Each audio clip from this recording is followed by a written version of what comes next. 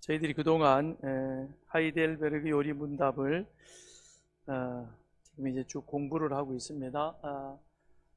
그래서 전부는 아니고 21문까지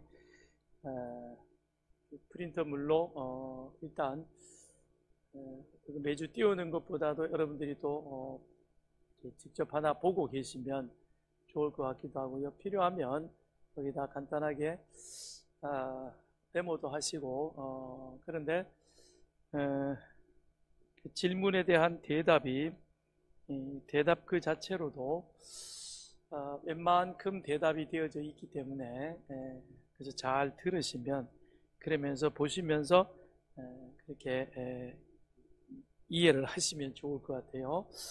자, 오늘은 제 구문을 한번 보겠습니다. 9번째 질문. 자, 시작. 그렇다면 하나님께서 인간이 지킬 수도 없는 율법을 규정하신 것은 부당한 저사가 아닙니까? 이게 이제 8문에서부터 같이 연결이 되어져 있습니다. 그래서 우리는 너무 부패하여 선이란 전혀 행할 수도 없고 모든 악을 향해 기울 뿐입니다. 그래서 로마서를 보면 바울이 전적 타락에 대해서 말하고 있죠. 전적 타락이라는 것은 우리의 생각하는 그 모든 것들이 다 악할 뿐임을. 그래서 노아 홍수 심판 전에도 하나님께서 세상을 보시면서 하셨던 말씀이 바로 이와 같은 것이었죠. 어려서부터 그 마음에 생각하는 것이 악하니 그러니 내가 세상을 물로 심판한다고 해서 세상을 심판한다고 해서 그 악함이 고쳐지겠느냐. 저희 고등학교 다닐 때 선생님 한 분이 그런 말을 가끔 했어요. 맞아야 된다 그래요. 맞아야 인간이 된다. 우리 때는 그랬어요, 그죠? 그러면서 하시는 말씀이 그 다음이 더 무서워요. 한 대 더 맞으면 인간이 된다 그래요. 그러니까 예를 들면 10대 때렸는데 10대에서 한 대 더 맞으면 깨달음이 온다는 거예요. 전 그때 그게 진짠가 어떻게 될까. 근데 요새는 또 너무 애를 오냐 그래서 버르장머리가 없어요, 그죠? 얼마 전에 뭐더라? 금쪽 같은 내 새끼? 그래서 아내가 열심히 보길래 저도 옆에서 붙어서 봤어요. 같이 봤는데 보니까 애가 초등학생, 그 집엔 애가 하나더라고 보니까. 초등학생인데 그런데 엄마한테 발길질을 하는 거예요. 태권도를 배워가지고 완전히 그 엽착인가 하여튼 그걸 갖다가 엄마 면상을 향하여 그냥 확 날리더라고요. 순간적으로 저도 그래서 저런 놈을 그냥 둬? 한 대 더 때리면 이제 정신 차릴 것 같은데. 근데 보니까 너무 버르장머리 없이 키우긴 키웠더라고요. 그러니까 부모들이 오냐 그래가지고 그 아이한테 절절절 매더라고요. 그랬는데 그 아이가 보니까 그 다음에 문방구 가서 아주 기술적으로 완전히 상습범이더라고. 도둑질까지 하더라고요. 그래서 이제 취재진들이 그러니까 하는 그 분들이 그 아이를 이제 놓고 그렇게 상담을 하는 거예요. 왜 그러느냐 너. 그랬더니 자기는 그러고 싶은 마음은 없다는 거예요. 그런데 자기도 모르게 그런다는 거죠.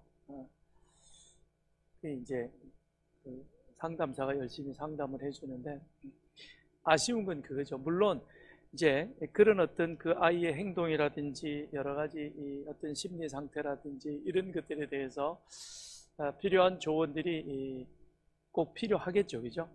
그러나 더 중요한 것은 그 부모나 그 아버지나 엄마나 그 다음에 그 자녀들이 그 아이하고 셋이서 자, 우리는 죄인이라는 그 사실을 먼저 기억하고, 죄인이기 때문에 우리에게는 그와 같은 이 죄성이 언제든지 자기 통제를 벗어나서 나올 수 있다는 사실을 우리는 인지하고 가야 되겠다는 겁니다. 그렇기 때문에 예수가 필요한 것이고, 그렇다고 해서 내 책임이 없다, 그런 의미는 아닌 것이고, 우리에게 있어서는 어떤 교육과 훈계만으로 되어지진 않는다는 것이죠. 왜냐하면 근본적으로, 자, 제 6문을 더 위로 한번 올라가서 보세요. 6문을 보면 인간을 사악하고 불의하게 지었느냐? 그렇지 않다 그랬죠. 그죠? 인간은 하나님의 형상대로 선하고 의롭고 거룩하게 창조되어진 그와 같은 존재라는 것입니다. 그의 창조주 하나님을 바르게 알고 온 마음을 다하여 하나님을 사랑하도록 그렇게 만들어진 그런 우리 존재였는데, 그런데 지난 시간에도 말씀드렸습니다만 하나님은 우리에게 창세기 21장 27절 28절에 보면 생육하고 번성하며 땅에 충만하고 그리고 땅을 다스리라 라고 말씀을 하셨습니다. 우리 인간에게 주신 그런 하나님의 명령이죠. 그 명령 속에는 바로 우리 인간이 가지고 있는 기본적인 것들, 육신의 정욕, 안목의 정욕, 이상의 자랑이라고 하는 그와 같은 것들이 우리 인간에게 기본적으로 있습니다. 그렇지 아니하면 생육하고 번성할 수가 없는 거예요. 자, 우리 누구랑 이렇게 탁구를 치든지 아니면은 뭐 배드민턴을 하든지 이렇게 하다가 보면 효독히 승부욕이 강한 사람이 있죠, 그죠? 집은 못 사는, 이길 때까지 하는. 그래서 지고 나면 또 한 번 더 하자 그러고, 뭐 바둑도 그런 거 아니에요? 한 번 더 하자 그러고, 한 번 더 하자 그러고, 악착같이 합니다. 근데 그 사람이 나중에 보면 실력도 자꾸 하니까, 그죠? 가죠? 그런데 이런 사람이 있잖아요. 하는데 도대체 이게 지금 경기를 하자는 건지 말자는 건지, 뭐 장난도 아니고 게임도 아니고 하다가 그냥 웃기도 하고, 뭐 그러면 그 사람하고 하면 재미가 있어요, 없어요? 재미가 없어요. 너무 승부욕이 강한 사람하고 하면 좀 질리기도 해요, 그죠?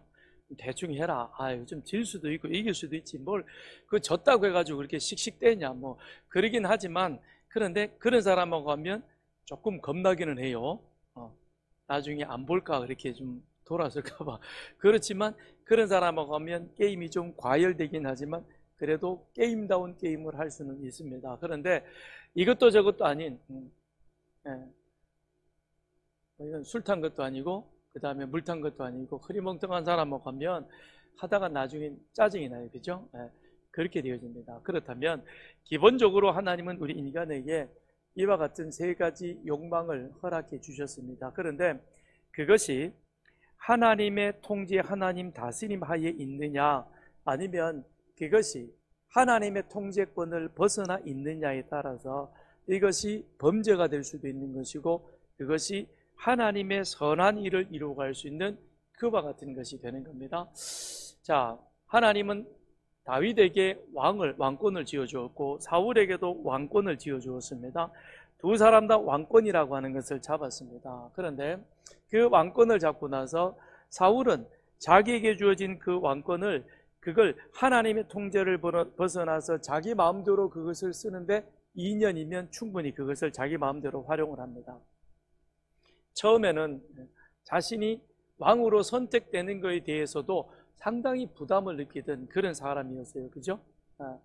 그랬던 그가 2년 동안, 그래서 처음에는 왕이라고 하는 그 권한도 쓰지 않고 자기 살던 고향에 내려가서 농사 지으면서 자기 일을 열심히 하던 그런 사람이었습니다. 그랬던 그가 이제는 완전히 왕권이 확립되었다라고 느껴지는 그 순간부터는, 그때부터는 이제 자기가 그것을 통제하기 시작합니다. 그러니 그 다음에는 하나님의 사자 사무엘도 우습게 알죠, 그죠? 자기의 잘못을 지적하는데도 와서 어떻게 합니까? 옆구리에 칼 콱 찔러 놓고는 나한테 좋은 얘기 안 해주면 죽여버릴 수 있어. 그런 거예요. 그죠? 무서운 사람으로 금방 바뀌어집니다. 그러나 다윗은 어떻게 합니까? 죽일 수 있는 기회가 2번이나 주어졌습니다. 그렇지만 그 사람의 옷자락을 뺀 그것마저도 이 다윗에게는 그것이 찔림이 되어졌습니다. 그런데 다윗은 그와 같은 마음으로 평생을 가죠. 물론 중간에 한번 큰 실수가 있긴 했습니다만, 그런데 전체적인 면을 놓고 본다면 다윗은 늘 하나님의 주권을 인지하면서 살아갔다는 것입니다. 그러니까 자, 하나님은 우리 인간을 자기 형상대로 선하게, 의롭고 거룩하고 진리하게 그렇게 만들어 놓으셨는데, 그런데 우리 인간이 하나님이 주시는 그와 같은 귀한 것을 자기 권한 속에 두려고, 즉 뱀이 여자에게 했던 그 말, 너는 하나님처럼 된다라고 하는 그 말, 그렇죠? 여러분 다 하나님처럼 되고 싶죠? 그렇잖아요? 아니죠? 하나님처럼 되고 싶다. 근데 순간순간 우리는 그러고 싶은 욕망들이 우리 속에 자꾸 일어나죠. 그죠? 그거를 다스려야 되는 겁니다. 그런데 하와는, 아담은 그걸 다스리지 못하고 넘어간 겁니다. 그 이후로부터 끊임없이 그것이 우리 속에 지금 계속해서 작동하고 있다는 것입니다. 그래서 제8문에 보면 너무 부패하여 선이란 전혀 행할 수도 없고 모든 악을 향해 기울어져 있다. 그렇기 때문에 우리는 하나님의 영으로 거듭나지 아니하면, 즉 이 말은 하나님의 통제하에 우리 자신이 다시 온전히 우리를 그 안에 넣어놓지 아니하면, 그러면 순식간에 우리도 사울 같은 사람이 될 수 있는 겁니다. 장담 못하는 겁니다. 여러분이나 저나 그 부분에 대해서 나는 절대 아닙니다. 절대 아니라고 하는 그 사람이 제일 위험한 사람이에요. 강하면 부러진다 그랬죠? 나는 절대, 목사님 그럴 리 없습니다. 근데 그런 사람이 나중에 보니까 옆구리에 찌르는 가시가 되는 거예요. 그러니까 절대는 아닌 겁니다. 절대라고 하는 것은 나는 절대 아니다라고 그 안에 자아가 너무 세니까, 그러니까 쉽게 넘어지는 거예요. 그 자기를 모르는 거죠. 자기가 죄인이라는 사실을 모르는 거죠. 내가 죄인이다. 나는 언제든지 넘어질 수 있는 존재이다. 하나님의 성령이 나를 붙잡아 주지 아니하면 나는 넘어집니다. 그런 사람이 하나님 앞에서 자기를 바르게 지켜가는 거죠.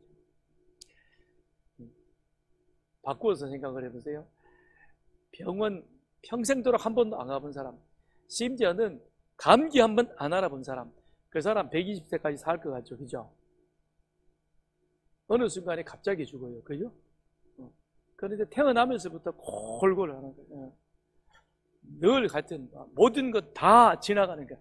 사계절 전부 하여튼 봄, 여름, 가을, 겨울 무슨 병이든지 항상 그 집에서 제일 먼저 걸리고, 그리고 다 그냥, 그리고 휴지 달고 다니고 춥다 그러고 뭐 이러고 다니는 그 사람은 120세까지 살아. 왜 그러게요?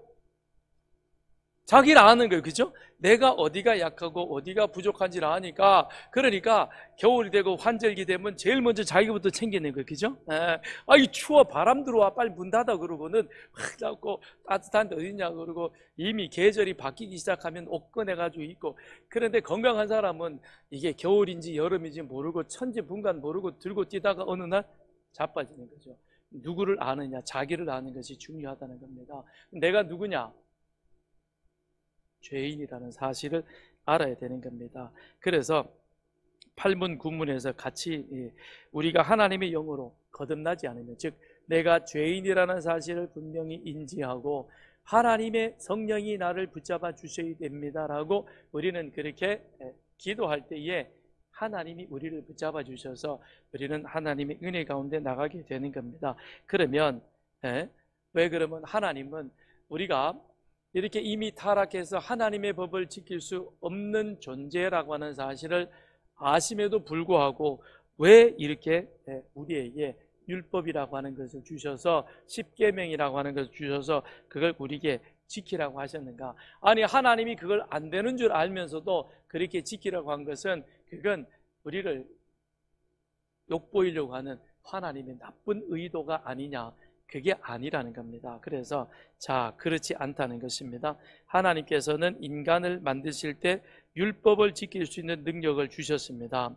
이게 이제 그 창세기 1장 27절, 28절에 있는 그와 같은 말씀인 것이죠. 그러나 인간이 악마의 유혹으로 말미암아 무분별하게 불순종함으로 자신은 물론 후손들까지 그 능력을 잃게 되었다는 것입니다. 자, 창세기 1장 31절을 한번 찾아보시죠.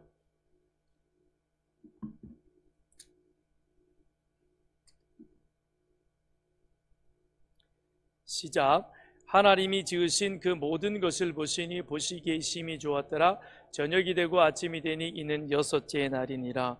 예, 지으신 모든 것, 거기에는 우리 인간도 포함되어지는 것입니다.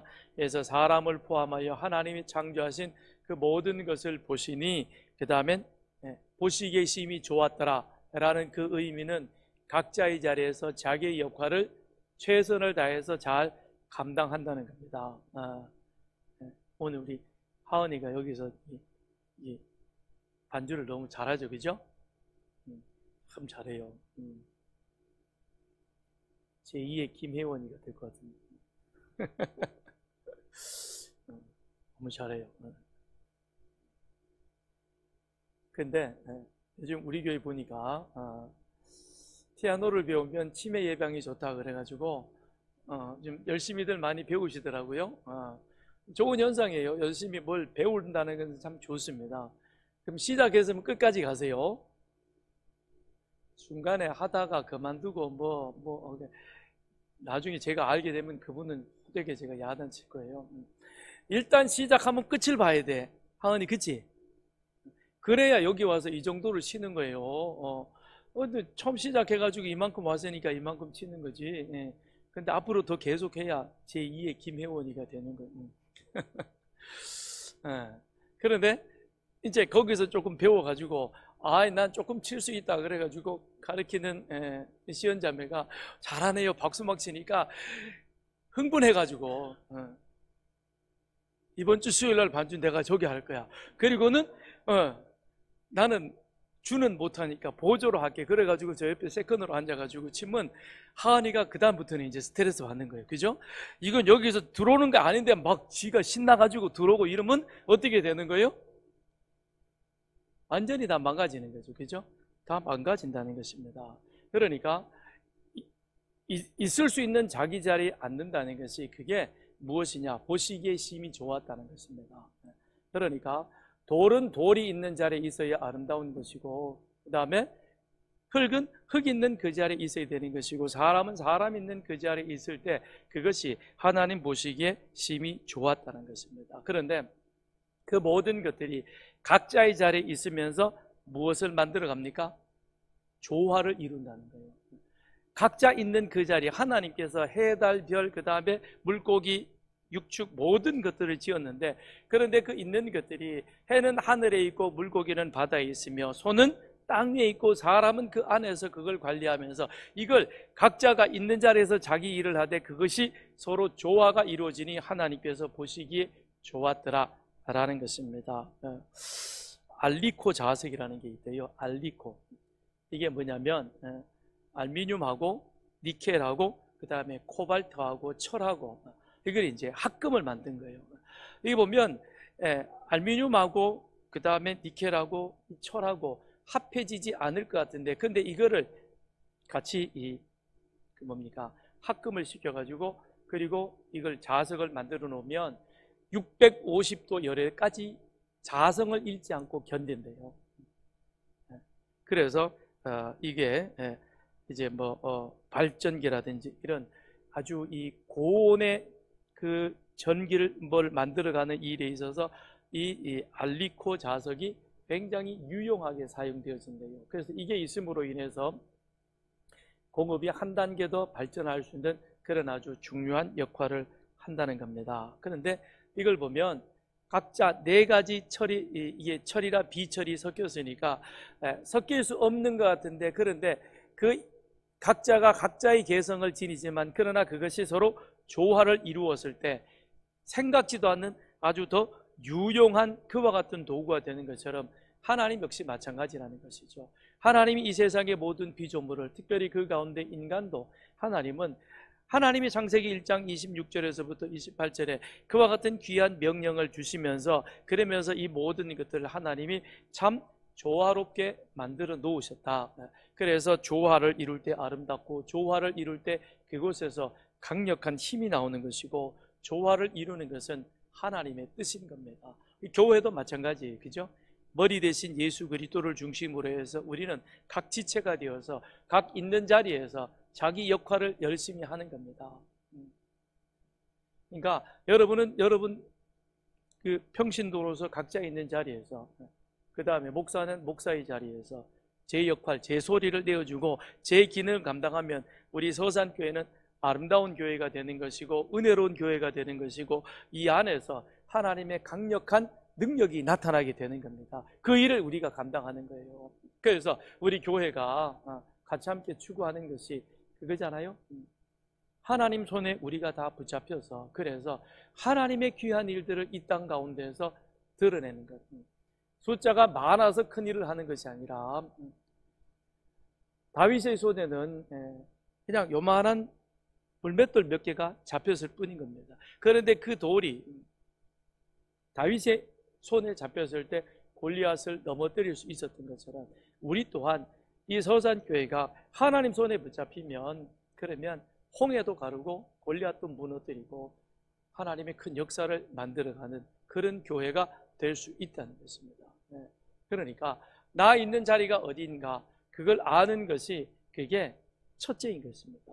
그게 바로 내 안에 있는 죄성을 누그러뜨리는 거예요.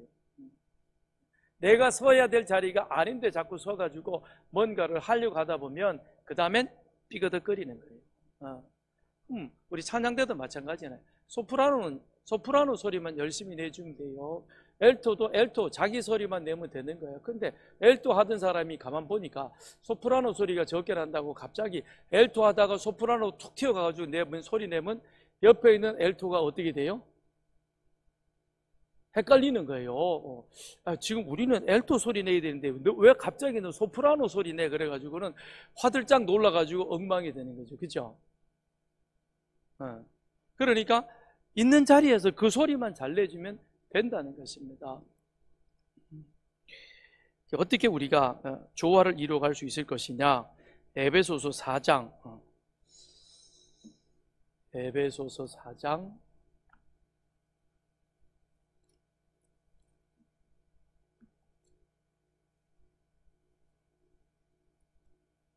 4장 24절 시작.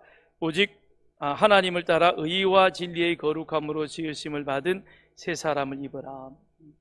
타락한 우리들이 새 사람을 입어라. 그런데 어떻게 입어야 되느냐?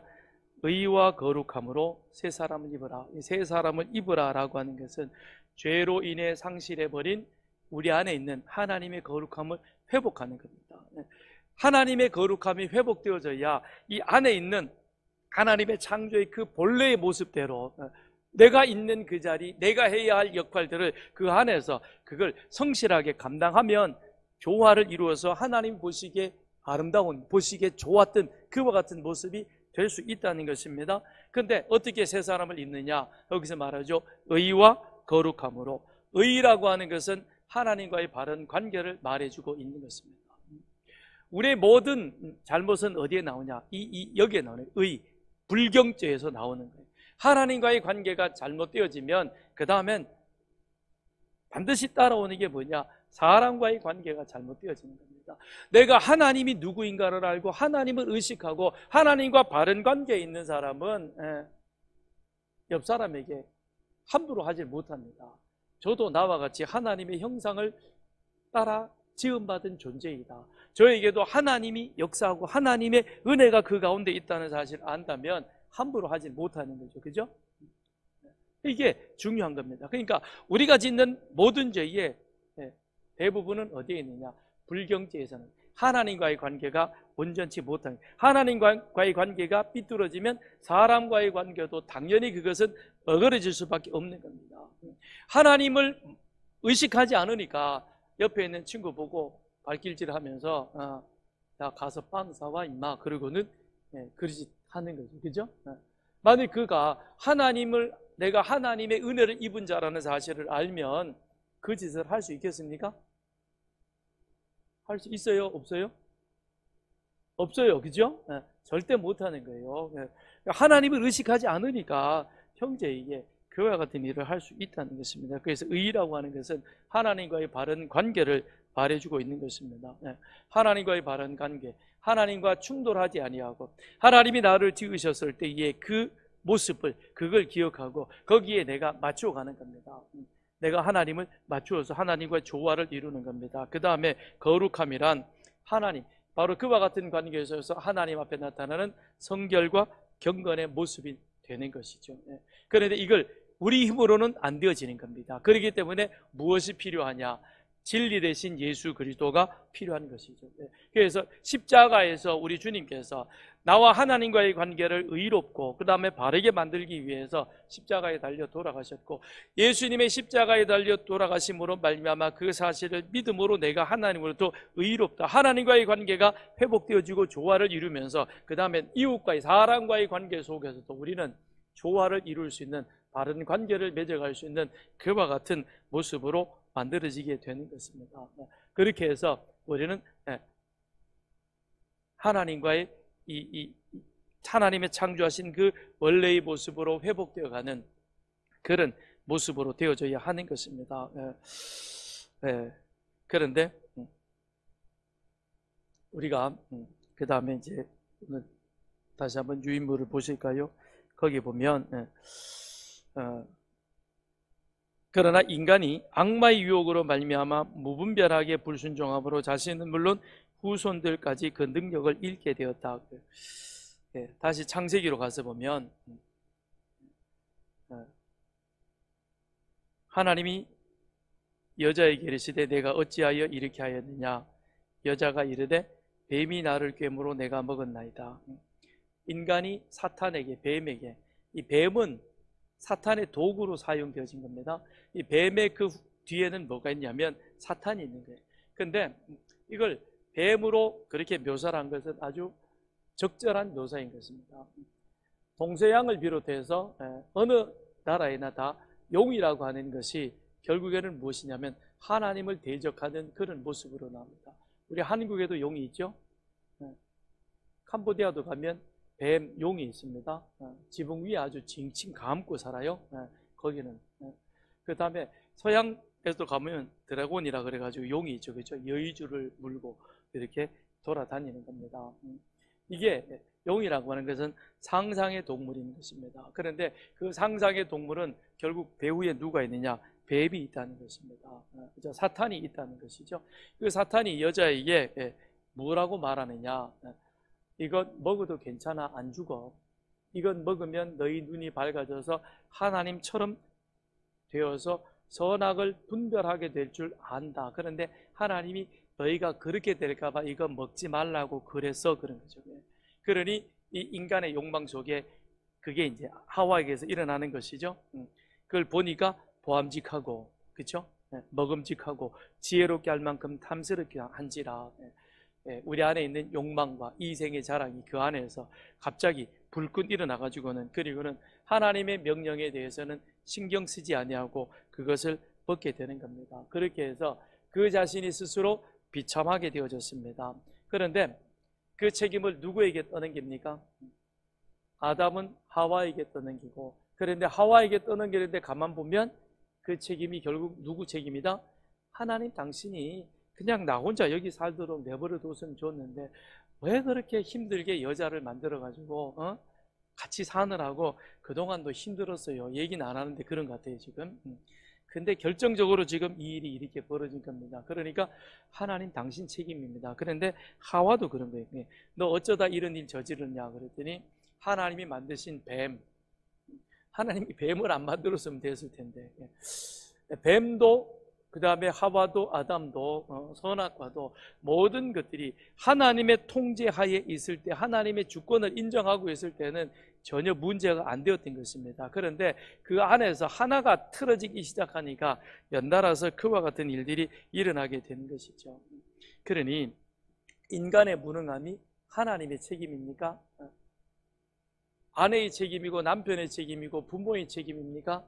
천만에 그러지 않습니다. 요한복음 8장 우리 44절을 한번 찾아보겠습니다.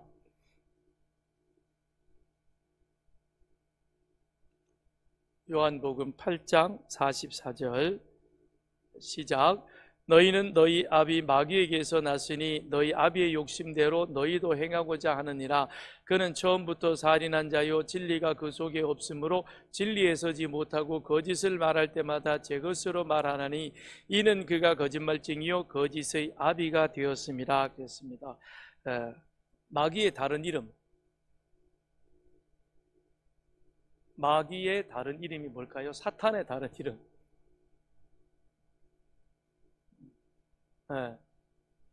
딱 한 번만, 이번만, 그죠? 마귀가 그러죠. 이번만 그냥 해봐. 딱 한 번만. 사탄의 또 다른 이름은 다음에 하면 안 될까요? 이번만 다음에. 이게 사탄의 다른 말이, 다른 표현이 아닐까. 성경 읽는 것도 올해는 어차피 이리 됐으니까 내년에 또 하지. 내년엔 그렇게 되는 사람 내년엔 또 못해요. 지금 안 되더라도 지금 그냥 지나간 거는 뛰어넘고 거기서부터 계속해요. 그렇게 해서 끝을 내야 다음에 가면 또 잘할 수 있습니다. 이번에 못하면 다음에 못합니다. 우리 경험으로 알고 있죠, 그죠? 우리 계획대로 다 지나왔으면 우리는 전부 다 서울대 나온 대단히 유능한 사람일 겁니다. 그런데 전부 우리는 그걸 못해가지고 다 그렇게 된 거예요. 다 우리는 그래서 부자가 못 되는 거예요. 늘 우리는 이 마귀에게 속아 넘어가고 있는 겁니다. 그래서 그 에덴 동산에 이 사탄이 아담과 하와를 유혹했던 그들은 지금 오늘 또 우리들에게 똑같은 모습으로 우리를 미혹하고 우리를 유혹하여 우리를 넘어뜨리고 있다는 것입니다. 여기 보면 요한이 이 사탄에 대해서 첫째는 뭐라고 얘기를 했느냐? 그는 욕심쟁이다라고 말합니다. 너희 아비의 욕심대로 너희도 행하고자 한다. 그래. 욕심쟁이.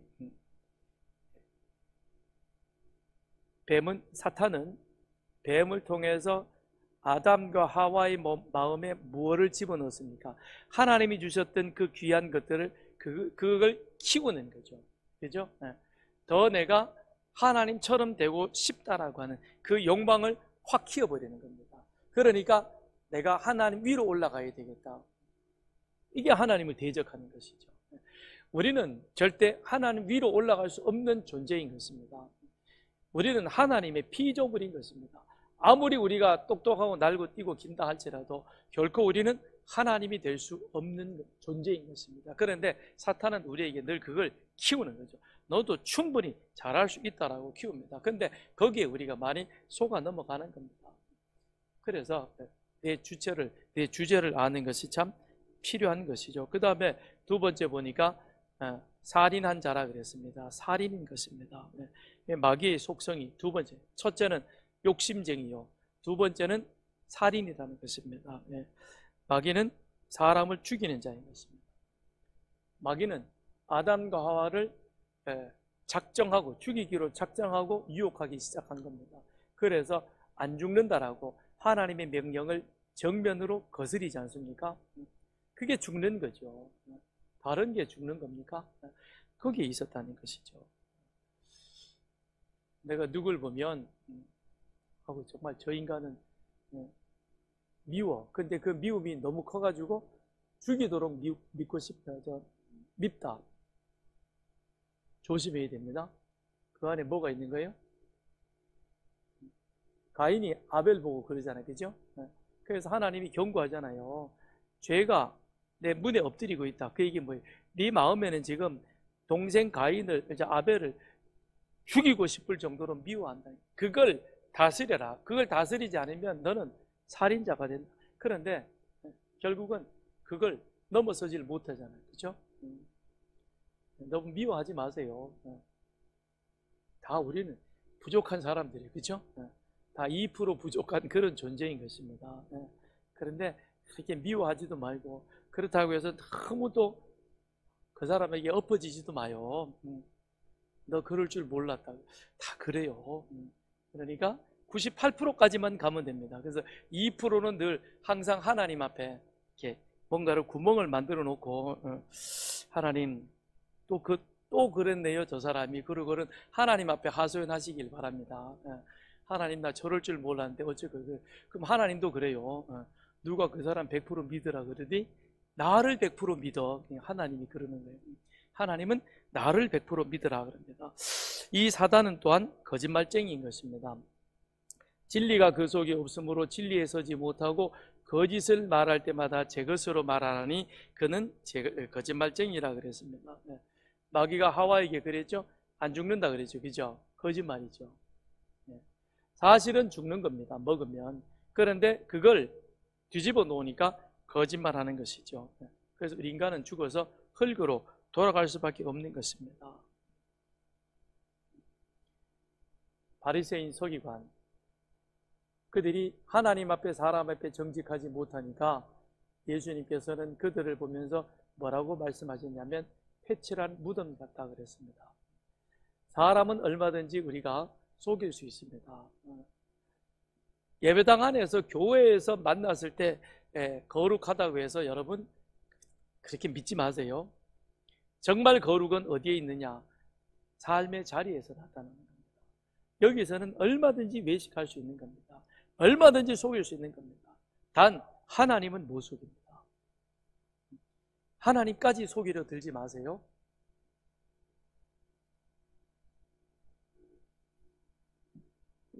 그래서 우리는 회칠한 무덤, 위선자가 되어서는 안 될 것입니다. 하나님이나 사람 앞에 정직한 자가 되어야 할 것입니다.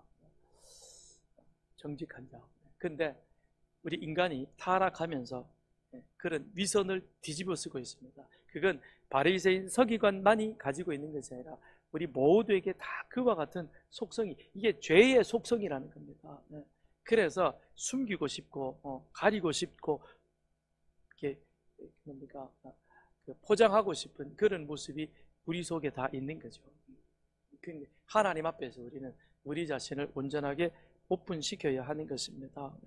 그래서 인간 스스로 하나님의 법을 어겨 하나님과의 관계를 파탄내고 더 나아가서는 우리 자신을 비참하게 만들었고, 그 비참함은 더 나아가서 내 주변 사람들하고의 관계까지도 그렇게 어렵게 만들어 놓았다는 것입니다. 그런 책임이 하나님에게 있는 것이 아니라 누구에게 있느냐? 나에게, 우리에게 있다는 사실을 우리가 인정하고 들어가야 됩니다. 그러기에 우리에게는 예수가 필요한 것이요, 그리고 성령님의 도우심이 우리에게는 간절히 필요한 것입니다. 로마서 5장 12절.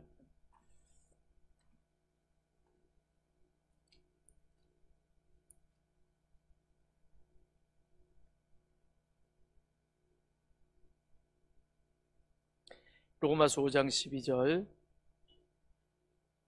시작. 그러므로 한 사람으로 말미암아 죄가 세상에 들어오고 죄로 말미암아 사망이 들어왔나니 이와 같이 모든 사람이 죄를 지었으므로 사망이 모든 사람에게 이르렀느니라. 죄인이 선을 행할 수 있는 능력이 없다는 것은 우리 자체가 자유의지, 즉 내가 하나님 앞에 나아가고 하나님 앞에 기도하여 하나님의 도우심을 구할 수 있는 그것까지도 포기해버린 그와 같은 것은 아니라는 것입니다. 다만 내 안에 우리가 죄 가운데, 원죄 가운데 태어나서 그래야 우리는 죄를 지을 수 있는 소지가 더 많아진, 그런데 그 사실을 알고 우리가 하나님 앞에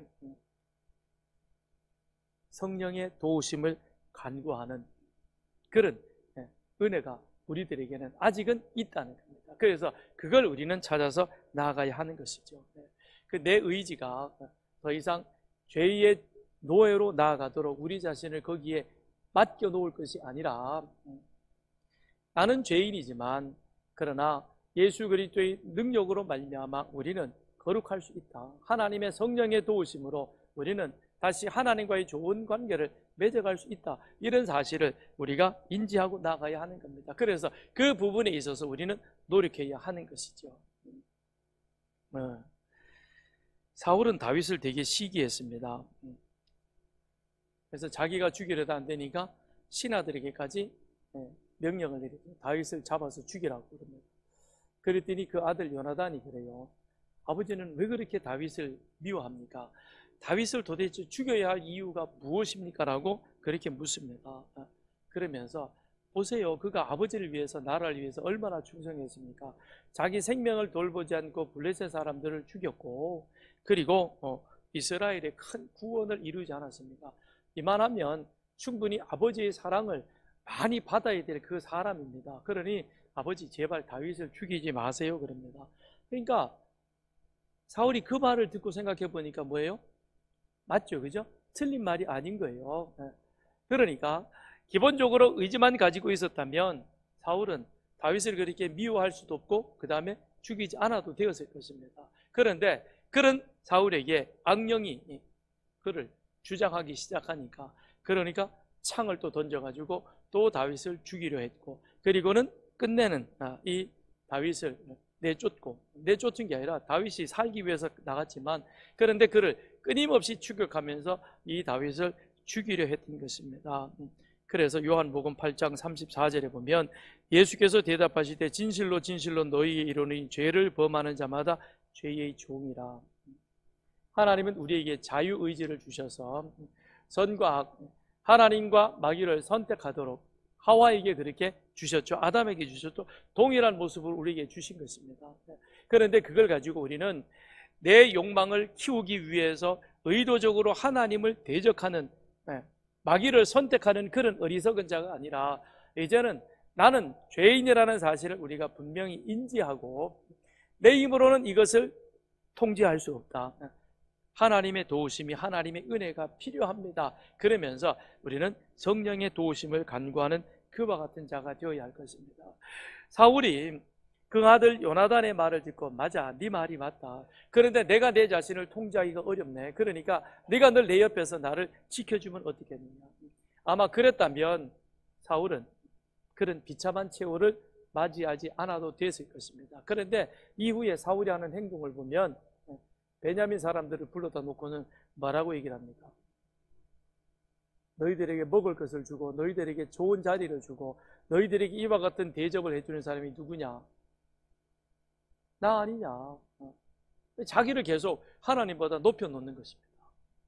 하나님과의 관계를 스스로 깨뜨리면서 그걸 자기 신하들에게도 자기 국민들에게도 같이 함께 그 길을 가도록 계속해서 조장해 가는 겁니다. 그러니까 사울은 그 안에 스스로 뭐가 되길 원하는 겁니까? 죄의 노예가 되고 죄의 종이 되는 그 길을 그는 계속해서 찾아간다는 겁니다.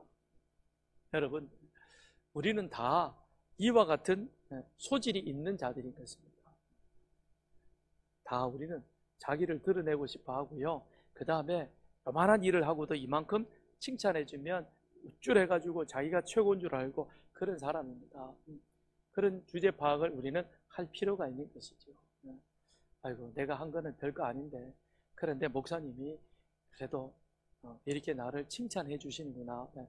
그렇게 알고 그냥 100에 대한 칭찬에 대해서 10만 받아들이고 더 열심히 해야 되겠다. 그러면 하나님의 은혜가 계속해서 그 사람을 더 크게 만들어 갈 것입니다. 그 사람은 사탄이 와서 그를 흔들어도 쉽게 넘어지지 않을 것입니다. 야, 저리가, 나는 원래 이렇게 부족한 거야. 그런데 주변에서 나를 이렇게 도와서 내가 그래도 이만큼 하는 거야. 나는 나를 알아. 네가 와서 자꾸 나를 흔들지 마. 그러면서 자기를 그 안에서 바르게 세워갈 수 있을 것입니다. 우리는, 저나 여러분이나 그런 사람이 되기를 바랍니다. 우리는 부족한데, 우리는 미약한데, 그런데 하나님이 나에게 참 은혜를 주셔서 내가 운 좋게 서산교회 담임 목사를 하면서 일을 하고 있다. 이명수 목사님이 그 말을 하셨다 그러잖아요. 자기 아들 친구가 와서 목사님이 영락교회에 계실 때 교회를 보면서, 야, 니네 아버지가 이 교회 담임 목사야? 우리 아버지가 이 교회 담임 목사야. 그랬더니 그 친구 아들 친구가 그랬대요. 야, 니네 아빠 진짜 되게 운 좋은 사람인 것 같다. 이 큰 교회 목사님인 거. 그랬더니 이명수 목사님이 그 아들 친구의 말을 듣고, 맞아, 나는 하나님 앞에서 참 운 좋은 사람이야. 나같이 부족하고 나같이 미약한 사람이 이렇게 대한민국을 대표하는 큰 교회에 담임 목사를 할 수 있다는 것이, 이게 하나님이 나에게 베풀으신 은혜이죠. 그죠? 그 사실을 아니까 목사님이 더 겸손해질 수 있는 거죠. 그 뒤에서 아들 친구가 그 말을 하면서 아버지를 따라갔대요, 목사님을.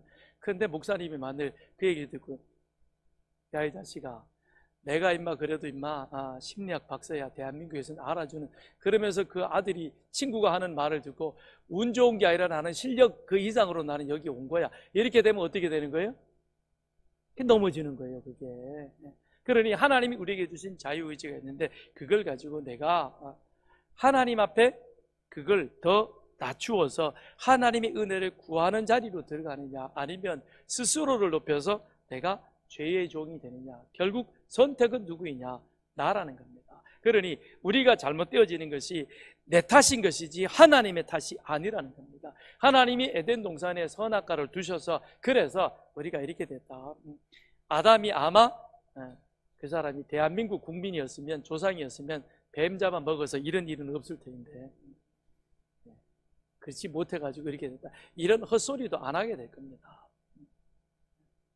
우리는 죄의 종으로 나를 드리는 것이 아니라 우리의 연약함을 인지하고 하나님 앞에 하나님의 도우심을 구하는 그와 같은 자가 되어야 할 것입니다. 하나님께서는 우리가 이와 같이 연약한 자인 줄 알면서도 왜 그렇게 우리에게 이 율법을 지키라고 그렇게 요구하셨는가? 공의 때문에 그렇습니다. 다음 시간에 사랑에 대해서도 함께 공부를 해보겠습니다만, 하나님은 사랑의 하나님이시며 또한 하나님은 공의의 하나님이신 것이죠. 하나님은 우리를 사랑하시되 우리 안에 있는 죄까지 하나님은 사랑하시지 않는 것입니다. 하나님이 우리를 사랑하시되 우리가 우리의 죄를 인지하고 회개하여 하나님 앞에 용서받은 사람, 그 사람을 하나님은 사랑하십니다. 하나님은 죄 있는 모습 그대로 다 그냥 받아가지고 우리를 사랑하고 우리를 받아들이는, 그러지는 않는다라고 하는 것입니다. 자, 누가복음 18장 우리 한번 찾아보고 마치겠습니다. 누가복음 18장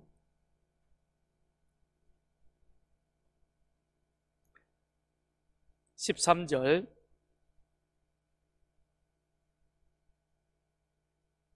시작. 세리는 멀리 서서 감히 눈을 들어 하늘을 쳐다보지도 못하고 다만 가슴을 치며 이르되 하나님이여 불쌍히 여기소서 나는 죄인이로서다 하였느니라. 누가 의롭다 그러고 내려갔습니까? 인정함을 받았습니까? 바로 자신의 부족함을 아는 사람인 것이죠. 나는 부족합니다. 나는 하나님의 도움이 하시라도 없으면 그렇게 살아갈 수 없는 존재인 것입니다. 자기의 부족함을 알고 그 다음에 자기의 불의를 무엇으로 가릴 수 있느냐? 하나님의 의, 예수의 공로로 그것을 가릴 수 있는, 그래야만 가려지는 존재입니다 라는 사실을 고백했던 이 세리, 그는 하나님의 용서함을 받았고 하나님으로부터 의롭다함을 인정받게 되어진 것입니다. 그렇습니다. 우리는 하나님의 은혜가 아니면 살아갈 수 없는 자인 것입니다. 그런 우리를 위해서 하나님은 우리를 위한 구원자를 보내주셨고 예수 십자가로 말미암아 우리를 구원하여, 그리고 그 사실을 믿는 자 의롭다 하시고 죄 없다 선언해 주셨습니다. 그러면서 동시에 하나님의 은혜 가운데 살아갈 수 있도록 성령님을 우리 가운데 보내어 주셨습니다. 그러므로 우리는 매일 매 순간마다 성령의 도우심, 성령의 은혜를 구하는 자가 되어야 할 것입니다. 이 시간 우리 같이 기도하겠습니다.